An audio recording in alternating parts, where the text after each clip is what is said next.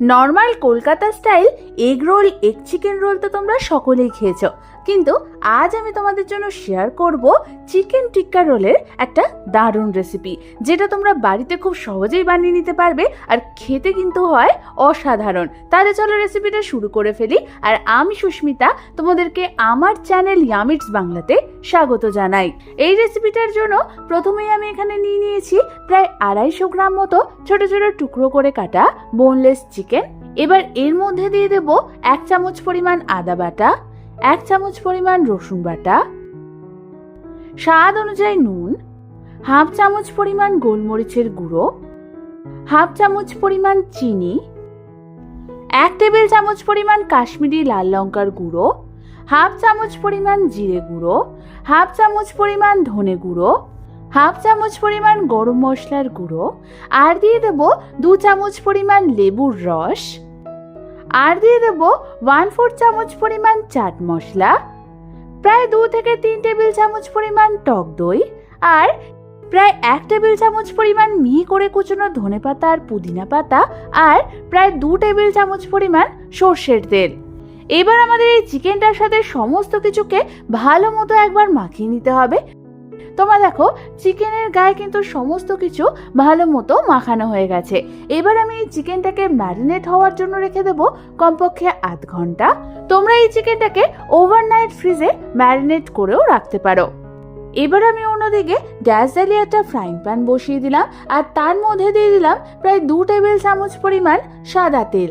তেলটা ভালো মতো গরম হলে আমি ওর মধ্যে ম্যারিনেট হতে রাখা চিকেনগুলোকে একে একে ছেড়ে দেব। তারপর আমাদের চিকেনগুলোকে হাই ফ্লেমে প্রায় 4 থেকে 5 মিনিটের জন্য ভালো মতো নাড়াচাড়া করতে করতে কষিয়ে নিতে হবে। 4 থেকে 5 মিনিট পর গ্যাসের ফ্লেমটাকে লো করে দিয়ে আমি এটাকে ঢাকনা চাপা দিয়ে রেখে দেবো আরও 2 থেকে 3 মিনিটের জন্য। প্রায় 2 থেকে 3 মিনিট পর ঢাকনা খুলে তোমরা দেখবে চিকেনটার থেকে কিন্তু তেল ছেড়ে দিয়েছে, আর চিকেনের কনসিস্টেন্সিটা কিন্তু ঠিক এরকম গা মাখা মাখা হয়ে গেছে। ঠিক এই সময় আমাদের চিকেনটাকে নামিয়ে নিতে হবে।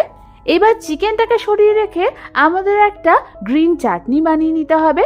তার জন্য আমি একটা মিক্সার গ্রাইন্ডার জারের মধ্যে নিয়ে নিলাম 1 আঁটি মতো ধনেপাতা, প্রায় 2 টেবিল চামচ পরিমাণ পুদিনা পাতা, 1 খানা কাঁচা লঙ্কা, 1/2 চামচ পরিমাণ গোটা জিরে, প্রায় 5 থেকে 6টা মতো রসুনের কোয়া, স্বাদ অনুযায়ী নুন, স্বাদ অনুযায়ী চিনি, একদম অল্প পরিমাণ জল, আর দিয়ে দেবো একটা অর্ধেকটা লেবুর রস।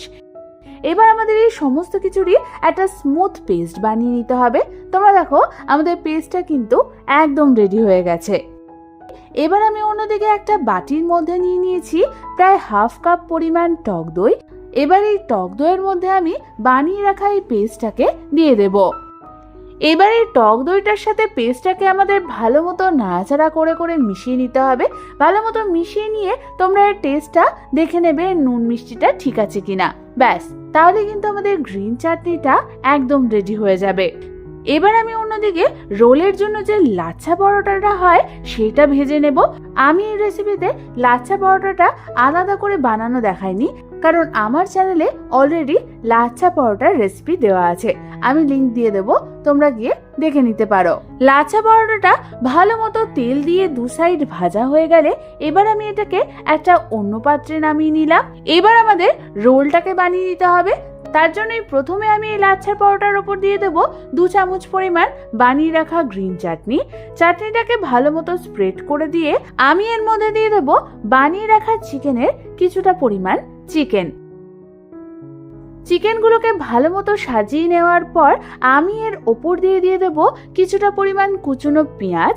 আমি এই পেঁয়াজটাকে আগের থেকে কেটে ঠান্ডা জলে ভিজিয়ে রেখেছিলাম, এতে পেঁয়াজগুলো কিন্তু ক্রাঞ্চি থাকে। পেঁয়াজ দিয়ে সাজানোর পর আমি এর ওপর দিয়ে দেব কিছুটা পরিমাণ লেবুর রস, আর দিয়ে দেব কিছুটা পরিমাণ নুন।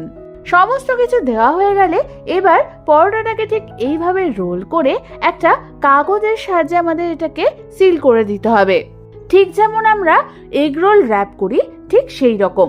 ব্যাস, তাহলেই কিন্তু তৈরি হয়ে যাবে আমাদের দুর্দান্ত স্বাদের চিকেন টিক্কা রোলের এই রেসিপিটা। এবার ঠিক একইভাবে আমরা বাকিগুলোকেও বানিয়ে নেব।